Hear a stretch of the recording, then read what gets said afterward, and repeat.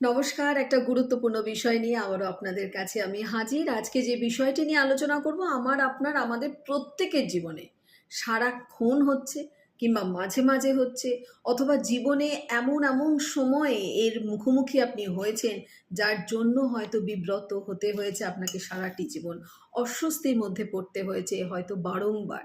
কিংবা আপনার পরিবারের, আপনার আত্মীয়স্বজন, বন্ধু-বান্ধবের মধ্যে এমন কেউ এইরকম আচরণ হামেশাই করেন যার জন্য আপনাকে অনেক বেশি কষ্ট পেতে হয়, কিংবা আপনি নিজেই এরকম আচরণের শিকার যে আপনি অন্যকে আঘাত দিয়ে ফেলেন। তা হলো রাগ। রাগ আমাদের একটি সহজাত প্রবৃত্তি, ঠিক, যদিও এটা একটি নেগেটিভ ইমোশন আমরা বলে থাকি।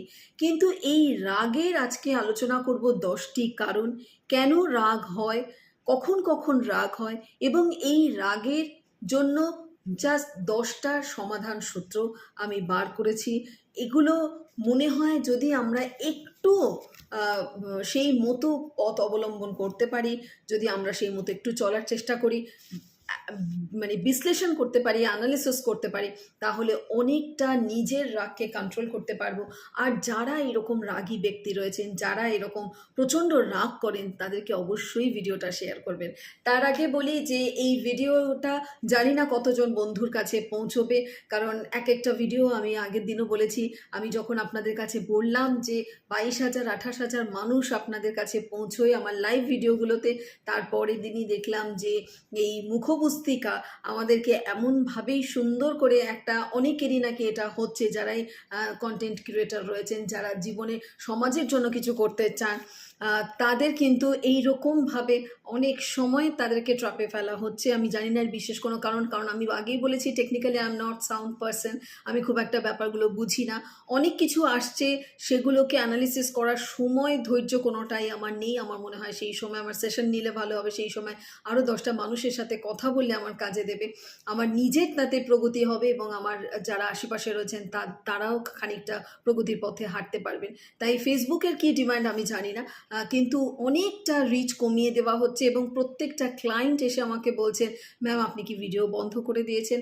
আমি আবারও বলবো, যারা আমার ভিডিও দেখছেন, যারা ভালোবাসেন আমাকে, যারা আমাকে পছন্দ করেন, আপনাদের সহযোগিতায় আমি এতগুলো বছর ধরে আপনাদের জন্য ভিডিও করে চলেছি, তাদের বলবো আপনারা ফরওয়ার্ড করে দেবেন, শেয়ার করে দেবেন। হ্যাঁ, শেয়ারই তো বলে, শেয়ার করে দেবেন প্লিজ। কারণ অনেকের কাছেই কিন্তু নোটিফিকেশান পৌঁছচ্ছে না। নোটিফিকেশান ফেসবুক থেকে অফ করে দেওয়া হচ্ছে। এটা শুধু আমার ক্ষেত্রে না, অনেকেরই এটা হচ্ছে, যারা ভালোভাবে কাজ করার হয়তো চেষ্টা করছে, যারা হয়তো কন্টেন্ট ক্রিয়েট করার চেষ্টা করছে। আমি ঠিক এই বিষয়গুলো জানি না, তবে এটা বুঝতে পারছি যে আপনারা আমার সাথে আছেন, আপনারা আমার অনুষ্ঠান দেখতে চাইছেন, এটাই আমার কাছে সবথেকে বড় কথা।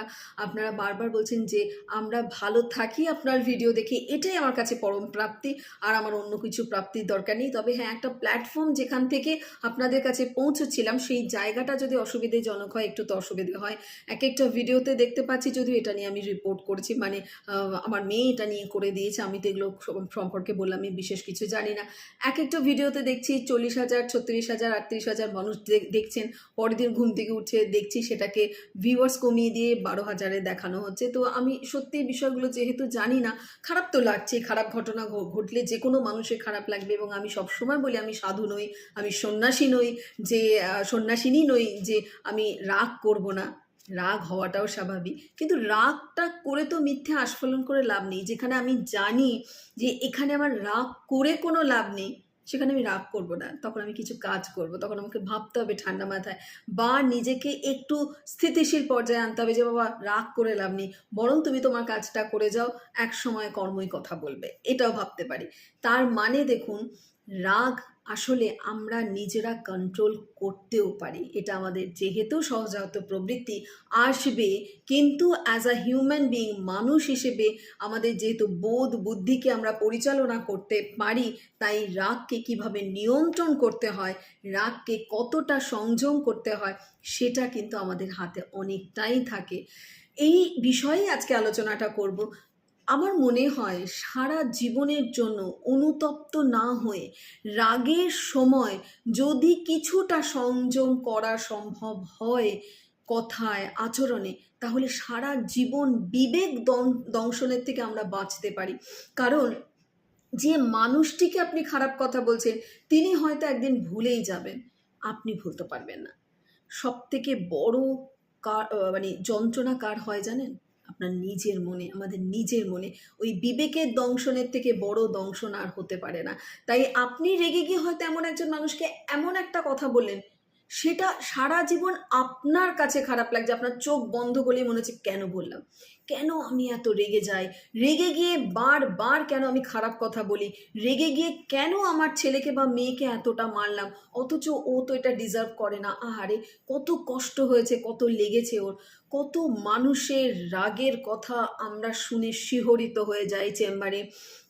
কারোর দেখেছি এত রাগ করেছে যে তার সন্তানকে এত জোরে খামচি দিয়েছে, হাতে চামড়া উঠে চলে এসেছে। এটা রাগের বহিঃপ্রকাশ। কাউকে দেখেছি রাগের জন্য এত খারাপ শব্দ চয়ন করেছেন, মানে শব্দ কি বলবো, নিক্ষেপ করেছেন, চয়ন আর বলা যায় না সেক্ষেত্রে, নিক্ষেপ করেছেন, সংসারটা ভেঙে গেছে। হাজবেন্ড বা ওয়াইফ তারা হয়তো একে অপরকে আর ক্ষমাই করতে পারছে না। বারবার তাদের মাথার মধ্যে এই প্রশ্নটা চলছে যে নিশ্চয়ই ও আমার সম্পর্কে এটা ভাবে, না হলেও বলল কি করে? রাগের মাথাতেও এরকম কথা কি বলা যায়? ঠিক রাগের মাথাতেও কি আমরা এইরকম কথা, এইরকম অপমান অবমাননা করতে পারি? করা উচিত, এই অধিকার আমাদের আছে? নেই। আমরা এটা করতে পারি না, কিন্তু আমরা বারবার রেগে গিয়ে কেন আউটবার্স্ট করি? কেন আমরা কিছুতেই নিজেকে কন্ট্রোল করতে পারি না? কেন এতটা রাগ হয় যে সেই রাগের জন্য আমাদের নিউরো ট্রান্সমিটারের গণ্ডগোলে আমাদের সুগার চলে আসে, আমাদের হাই প্রেশার চলে আসে? রাগের বহিঃপ্রকাশ এতটা ভয়ঙ্কর হয় যে নিজেকে সেই সময় যদি আয়নায় ধরা যায়, নিজেকে নিজে আমরা চিনতে পারি না। কেন? এটা কি কোনোভাবেই চ্যানেলাইজ করা যায় না? এটাকে কোনোভাবেই কন্ট্রোল করা যায় না? আজকে সে বিষয়টা নিয়ে আলোচনা করব। কিন্তু ভয়ঙ্কর ভয়ঙ্কর রাগের দু একটা নমুনা বলে দিই। বললামও ইনফ্যাক্ট, বহু সংসারকে ভেঙে যেতে দেখেছি রাগের কারণে। বহু মানুষ রাগের জন্য এমন কথা বলেছেন, রাগ এমন করে রাগ করে কথা বলেছেন, অভিমানে অপোনেন্ট অর্থাৎ আরেক দিকের মানুষ সারা জীবনের জন্য সরে গেছেন। রাগ করে এমন কথা সন্তানকে বলেছেন বা সন্তান মাকে বলেছেন, মা সারা জীবনের জন্য সেই সন্তানের মুখদর্শন করেননি। রাগের জন্য হাজব্যান্ড ওয়াইফ এমনভাবেই তাদের সম্পর্ককে রেখেছেন, হয়তো চক্ষুর সামনে, সমাজের সামনে তারা স্বামী স্ত্রী হিসেবে রয়েছেন, কিন্তু তাদের জীবনযাত্রা টোটালি ডিফারেন্ট। তাদের ভাবনা চিন্তা কথাবার্তা খাওয়া দাওয়া সবটা আলাদা, কিন্তু সমাজের কাছে তারা স্বামী স্ত্রী হিসেবে এক ছাদের তলায় রয়ে গেছে। রাগ আমাদের ভয়ঙ্কর পরিণতির দিকে নিয়ে আসে। একটি ভদ্রলোক তিনি এসেছিলেন, তিনি বলেছেন, আমি রেগে গিয়ে আমার ওয়াইফকে এত জোর মেরেছিলাম যে এখন সত্যি ডিভোর্সটা চলছে, অথচ আমি কিন্তু কখনো ভাবিনি ওকে মারবো। কেন আমি করলাম? এই রাগের শিকার আমরা কখন হই, কেন হই, এবং কতটা পরিমাণ আমাদের মধ্যে স্ট্রেস থাকলে এইভাবে আমরা রেগে যাই। আজকে বিষয়টা নিয়ে আলোচনা করবই এবং অবশ্যই সমাধান থাকবে। মন দিয়ে শুনবেন। আমি আবারও বলি যে 10টি পয়েন্টকে নির্বাচন করেছি যে যাতে এগুলো নিলে অন্তত পক্ষে আমরা রাগটাকে কন্ট্রোল করতে পারি। এর বাইরেও কিন্তু আবারও হতে পারে। এছাড়াও আরেকটা কথা অবশ্যই এর পরিপ্রেক্ষিতে বলবো যে অনেক সময় আমাদের ক্ষেত্রে এটা হয় যে আপনারা কমেন্ট করেন, রাগকে এভাবে কন্ট্রোল করা যায়? যায়। আমি বলছি রাগকে এভাবে কন্ট্রোল করা যায়। আমারও এক সময় অত্যন্ত রাগ ছিল। আমি কিন্তু নিজের প্রতি এগুলো প্রয়োগ করে, এই সিবিটি নিজের প্রতি প্রয়োগ করে, এই ভাবনা চিন্তাগুলোকে নিজের প্রতি প্রয়োগ করতে করতে আমার জীবনে আমি তার উদাহরণ, আমি রাগকে হয়তো 80% কমিয়ে দিয়েছি। 20% থাকার দরকার। আমাদের প্রত্যেকের রাগ দরকার। সেদিনকেই যেমন পড়ছিলাম, একটি আর্টিকেল পড়ছিলাম, সেখানে সুধামূর্তিজি বলছিলেন যে তিনি যখন ইঞ্জিনিয়ারিং পাশ করেছেন, তারপরে যখন তিনি টাটাতে চাকরির জন্য অ্যাপ্লাই করেছেন, সেখানেও যখন বলা হয়েছে যে পুরুষরাই একমাত্র ওই পোস্টটার জন্য তিনি মানে রিজার্ভ করেন, মহিলারা না, তখন তিনি এতটা রেগে গিয়েছিলেন যে ডিরেক্ট তিনি রতন টাটাকে তিনি চিঠি দিয়েছিলেন যে কেন এটা হবে। এই যে রাগের বহিঃপ্রকাশ, এটা প্রয়োজন আছে। রাগ যদি মিনিমাম একটা না থাকে, তাহলে তো আমরা অনেক অনেক কিছু থেকে বিরত থাকবো, অনেক কাজ আমরা করব না। আমরা যদি নিজের ওপরও রেগে গিয়ে কখনো না ইনিশিয়েটিভ নেই, অনেক কিছু কাজ করতে পারবো না। আমরা রেগে না গেলে আমাদের সন্তান আমাদের ভয় পাবে না, আমরা তাদেরকে সুন্দরভাবে কাজ করাতে পারবো না। আমরা যদি আমাদের একটা মিনিমাম ওই 20% রাগ না থাকে, তাহলে আমাদের সামনের দিকের মানুষটাকে, যাকে আমার সঠিকভাবে পরিচালনা করা দরকার, কোনো একটা অ্যাডমিনিস্ট্রেশনে রয়েছি, অ্যাডমিনিস্ট্রেটিভ একটা কোনো জবে রয়েছি, সেখানে আমার কিছুটা রাগের বহিঃপ্রকাশ থাকা দরকার। যদি আমি অত্যন্ত মাটির মানুষ হয়ে যাই, তাহলে সেক্ষেত্রে কিন্তু আমি সকলকে নিয়ে একসাথে চলতে পারবো না। সেক্ষেত্রে আমার দলনেতা বা দলনেত্রী হবার মতো কিন্তু মোটিভ থাকবে না। তাই রাগ আমাদের সহজাত প্রবৃত্তি, সেটা ডেফিনেটলি থাকবে, অবশ্যই থাকবে, কিন্তু সেটা যেন ভয়ঙ্কর আকারে না থাকে। সব সময় সেটাকে আমাদের চ্যানেলাইজ করতে শিখতে হবে। যাদের ভয়ঙ্কর রাগ রয়েছে, কথায় কথায় রেগে যায়, কথায় কথায় রেগে যায় পরিবারের মানুষ, তাদের জন্য আজকের ভিডিওটা খুব ইম্পর্টেন্ট। আর যারা রাগের শিকার হচ্ছেন, তাদের জন্য কিন্তু ভিডিওটা খুব ইম্পর্টেন্ট। শুরু করি যে কেন আমাদের রাগ হয়। প্রথমত হচ্ছে, প্রথম রাগের কারণ আমি যেটা মনে করি সেটা হলো অ্যাংজাইটি।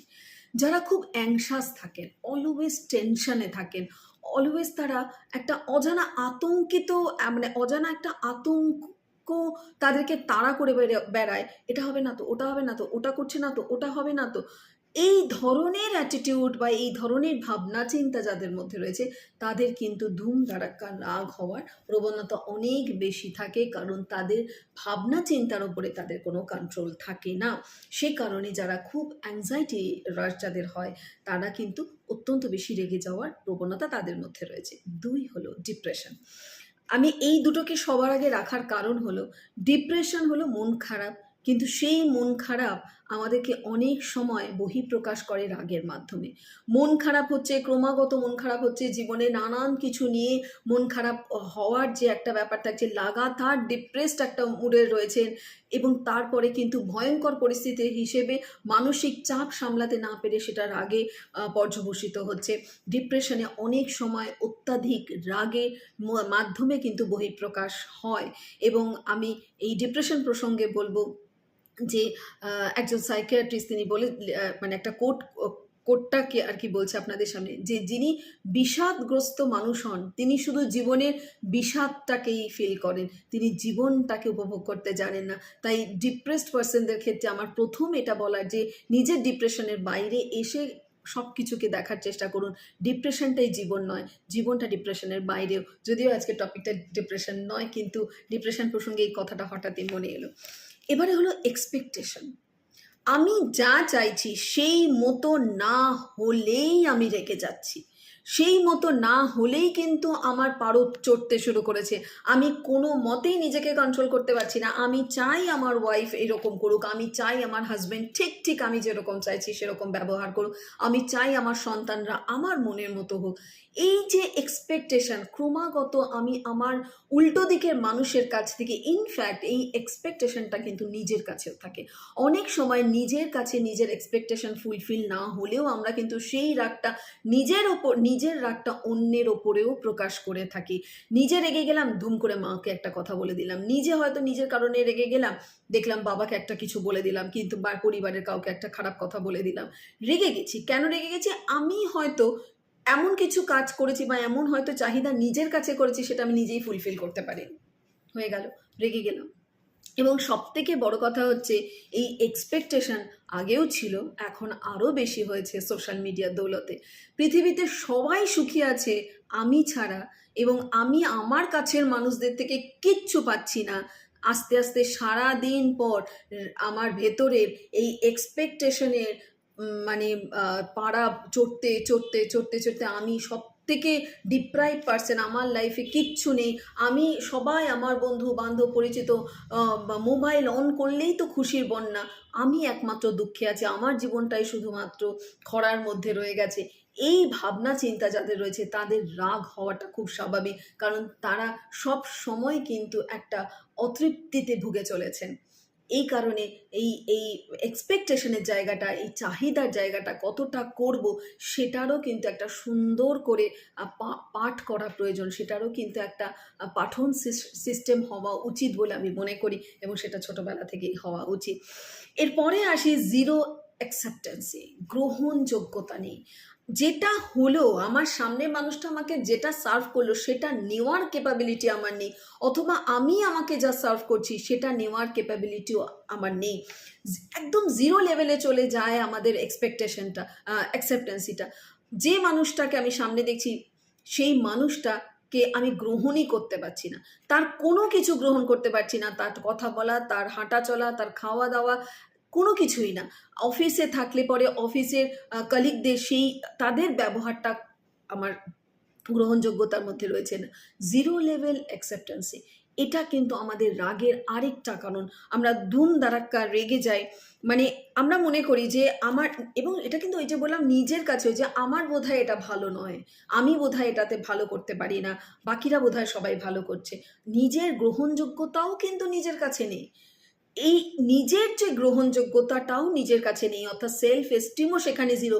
তার রাগটার প্রকাশ হচ্ছে বাড়ির লোকের উপরে, তার রাগের বহিঃপ্রকাশ হচ্ছে নিজের কাছে, এবং নিজে রেগে গিয়ে অনেকে কিন্তু নিজের ওপর নিজে রেগে গিয়ে সেলফ হার্ম করছে, বাড়ির জিনিস ভাঙচুর করছে, হয়তো নিজের, মানে নিজের ওপরে নিজে রেগে গেছে কিন্তু সেটা বুঝতে পারছে না। তার হয়তো বহিঃপ্রকাশটা হচ্ছে বাড়ির কারোর ওপরে, নিজেও সে আইডেন্টিফাই করতে পারছে না। আইডেন্টিফাই করাটা অনেক রোগ নিরাময়ের মানে পরিমাণ হয়ে যায়। এরপরে হলো ডিসস্যাটিসফ্যাকশন, যেটা এক্ষুনি বলছিলাম, যে ডিসস্যাটিসফ্যাকশন, অতৃপ্তি আমাদের জীবনে অনেক সময় ভয়ঙ্কর রাগের সৃষ্টি করে। যেমন জীবন চেয়েছিলাম, কই সেরকম তো হলো না আমার জীবনটা, আমি যেরকমভাবে নিজের জীবনটাকে দেখতে চাই সেরকম তো হলো না, আমার সন্তানে যতটা মেধা আমি এক্সপেক্ট করেছিলাম সেরকম তো হলো না, আমি আমার যেরকম চাকরিটা করতে চেয়েছিলাম সেই রকম চাকরি তো পেলাম না। আমার কাছে একটি খুব বড় একটা কোম্পানির একটি মানে একজন ইঞ্জিনিয়ার, তিনি এই ডিসস্যাটিসফ্যাকশন প্রসঙ্গে তার সাথে যখন কথা বলি, তিনি আমার কাছে নিয়মিত সেশন করেন, ভদ্রলোকের বক্তব্য হলো যে তার মা ছোটবেলায় সে খুব ডাক্তারি পড়তে চেয়েছিল, কিন্তু তার মা বাবা তাকে ডাক্তারি না পড়িয়ে তাকে ইঞ্জিনিয়ার করিয়েছে, এবং সে কিন্তু একটা বড় কোম্পানিতে ইঞ্জিনিয়ারিং পোস্টে বিলং করছে। ডাক্তারি না পড়ার বেশ কিছু নাকি কারণ ছিল, এবং সেই কারণ নিয়ে আমরা বহুবারই আলোচনা করেছি, যেটা নাকি সত্যি কোনো ডেফিনেটলি ভ্যালিড রিজন ছিল। কিন্তু এখন সে একটা বড় কোম্পানিতে ভালো একটা পোস্টে রয়েছে, সে তার জব নিয়ে স্যাটিসফাইড, কিন্তু ডিসস্যাটিসফ্যাকশন বাবা মার ওপরে, ডিসস্যাটিসফ্যাকশন তার কেরিয়ারে, সে কেন ডাক্তার হতে পারলো না, ডাক্তার না হয়ে সে যে ইঞ্জিনিয়ার হয়ে কম কিছু হলো না, এই স্যাটিসফ্যাকশনটা কিছুতেই সে কিন্তু তার ভেতরে কোনো রকমভাবেই তার বীজ বপন করতে পারছে না। সারাক্ষণ সে ফ্লোট করে যাচ্ছে এর মধ্যে, যে আমি ডাক্তার হলাম না, আমি যে ইঞ্জিনিয়ার হলাম, আমি যে অনেকের একটা গোল্ডেন মানে ড্রিম, এটা সেই ড্রিমটা আমি লিড করছি, অথচ আমি কিছুতেই রিয়েলাইজ করতে পারছি না যে আমি কতটা ভালো রয়েছি। এই যে ডিসস্যাটিসফ্যাকশন, এবং এই ছেলেটিরও কিন্তু কথায় কথায় রাগ হয়। হঠাৎ করেই কথা বলতে গিয়ে প্রসঙ্গটার অবতারণা করলাম, এই ছেলেটিরও কিন্তু ভয়ঙ্কর রাগ আছে, রেগে গিয়ে অনেক সময় কিন্তু মিসবিহেভ ওয়াইফের সাথে, মা বাবার সাথেও করে ফেলছেন, কারণ সারাক্ষণ ডিসস্যাটিসফ্যাকশন তাকে তাড়া করে বেড়াচ্ছে এই কারণে, ডাক্তার হতে চেয়েছিল, ডাক্তার হয়নি, ইঞ্জিনিয়ার হয়েছে বলে, এবং বাবা মা তাকে কোনো কারণেই ডাক্তার হতে হয়তো দেয়নি, মানে কোনো কারণে হয়ে ওঠেনি আর কি। ভেবে দেখুন, স্যাটিসফ্যাকশনটা যদি না থাকে, সন্তুষ্ট হতে যদি আমরা না শিখি, তাহলে ভয়ঙ্কর সমস্যা আমাদের জীবনে। এরপরে আসি যে আরেকটা মজার বিষয়, এটা এই পয়েন্টটা খুব মজার।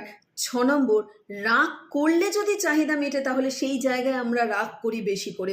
আমি জানি যে রাগ করলে আমি জিনিসটা পাবো, একটা বাচ্চা জানে রাগ করলেই মা গিফটটা দেবে, রাগ করলেই মা বায়না মেটাবে, বাচ্চাটা রাগ করতে শুরু করে দেয়, কিন্তু সেই বাচ্চা অন্য কারোর কাছে গিয়ে রাগ করে না, যেখানে নাকি সে জানে পানিশমেন্ট পেতে পারে, সেখানে সে জানে প্রচণ্ড বকুনি পেতে পারে, সেখানে সে রাগ করে না। রাগ আমরা বড়রাও তাই রাগ করি জায়গা বুঝে, যখন বুঝি আমার রাগের দাম উল্টো দিকের মানুষ দেবে, বা আমি রাগটা করে এখানে বেশ পার পেয়ে যাব, তখনই কিন্তু রাগটা অ্যাকচুয়ালি করি আমরা, আদারওয়াইজ আমরা কিন্তু সবসময় রাগ করি না। ওসিডির যারা পেশেন্ট রয়েছে তারাও কিন্তু, ওই যাদের মধ্যে এই সমস্যাগুলো রয়েছে তারাও কিন্তু খুব বেশি রকমভাবে রাগের শিকার হয়ে যায়।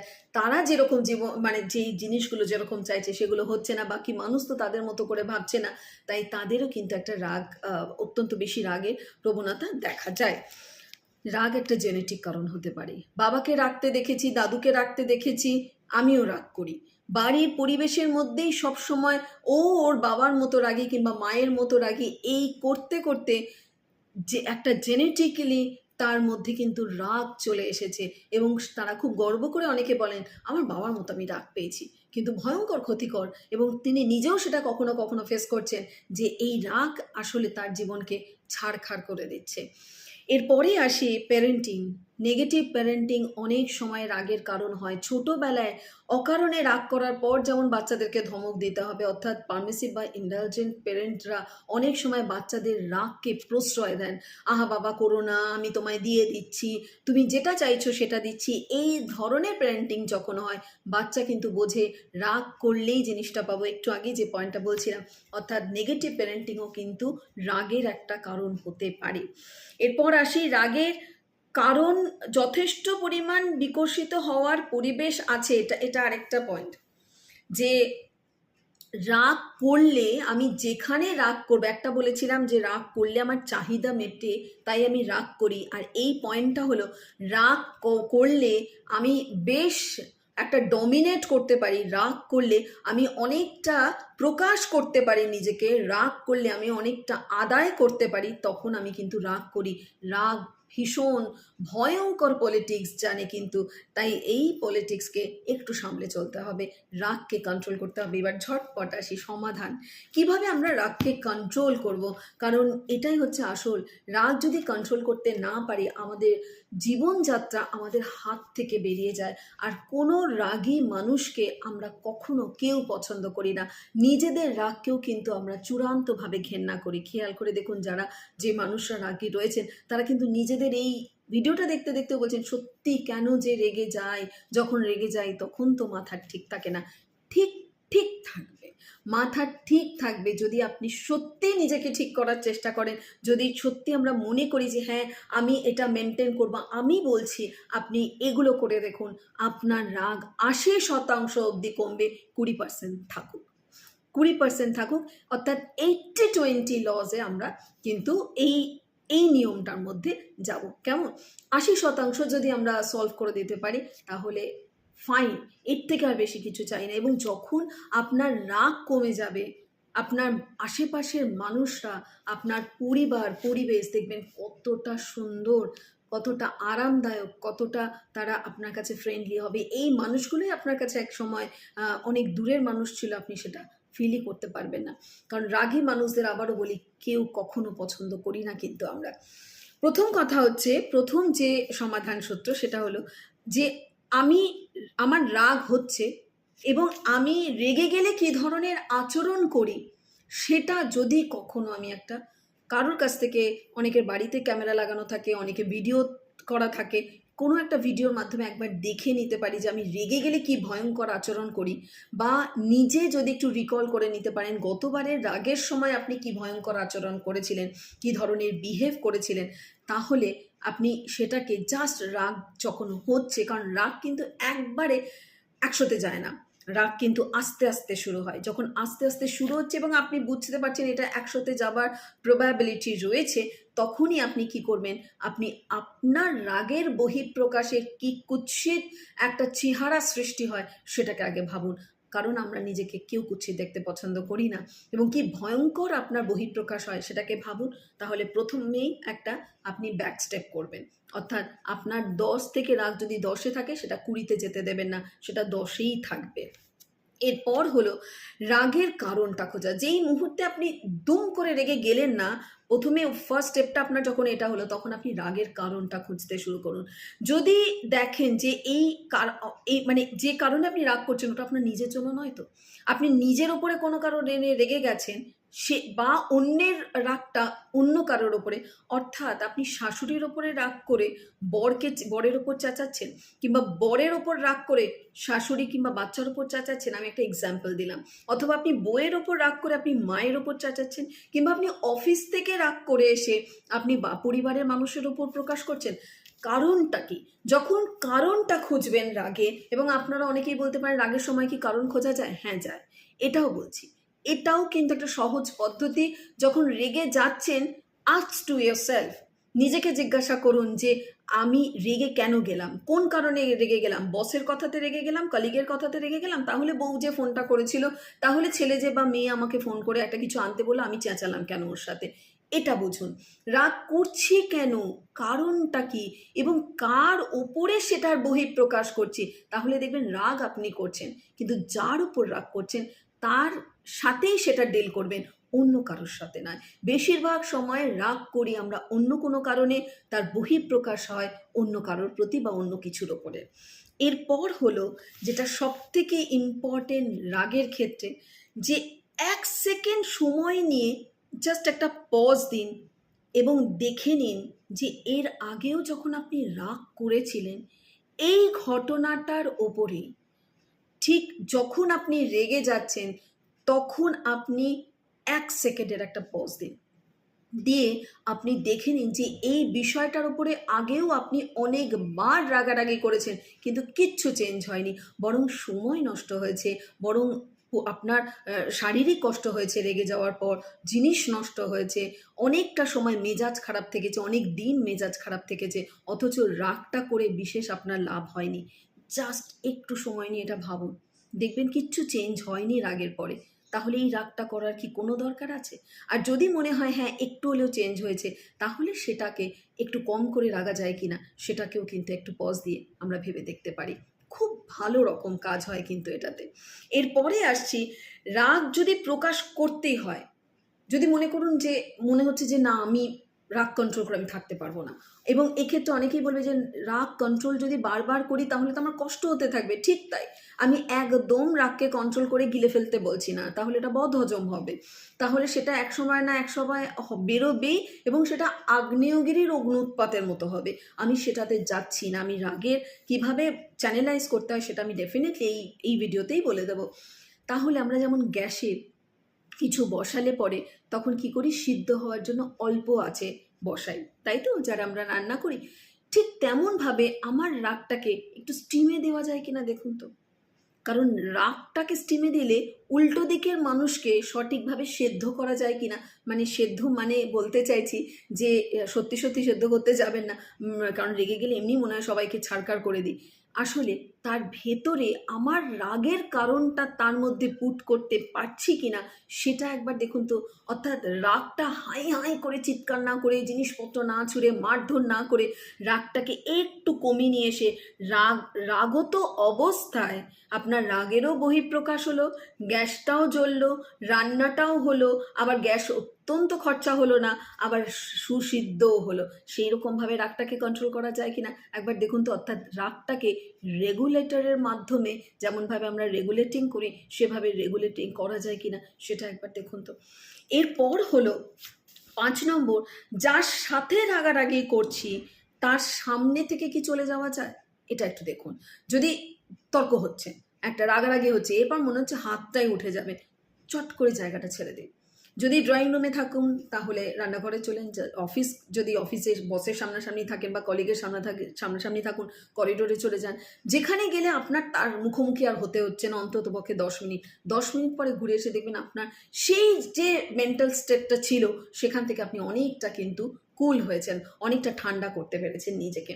এরপরে হলো যে কাউন্টিং করা, এটা আমরা বারবার মানে যখনই সাইকোথেরাপি করি রাগের ওপরে, যখনই আমরা সাইকো অ্যানালিসিস করি বা নানান ধরনের সিবিটি প্রয়োগ করি রাগের জন্য, তখন আমরা বারবারই কিন্তু বলি 10 কাউন্টিং করতে। 10 কাউন্টিং করতে হবে, 10 to 1, অর্থাৎ ধরে ধরে খুব রেগে যাচ্ছেন আপনি 10, 9, 1 এভাবে রিভার্স কাউন্টিং করে একটু রাগটাকে কন্ট্রোল করতে পারেন কিনা।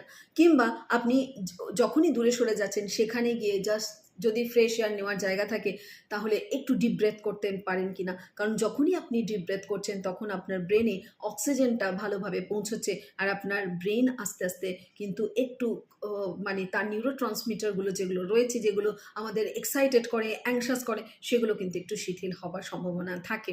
এরপরে হচ্ছে অনেক সময় দেখা যায়, যেমন আমরা জাবুই মেটে দেখেছিলাম যে এক্স বয়ফ্রেন্ডের ওপরে এত রাগ হয়েছিল, আম শাহিদ কাপুর কিন্তু বলছিল যে ছবিটা নিয়ে পুড়িয়ে দিতে বা কিছু একটা লাভ লেটারকে পুড়িয়ে দিতে বলছিল।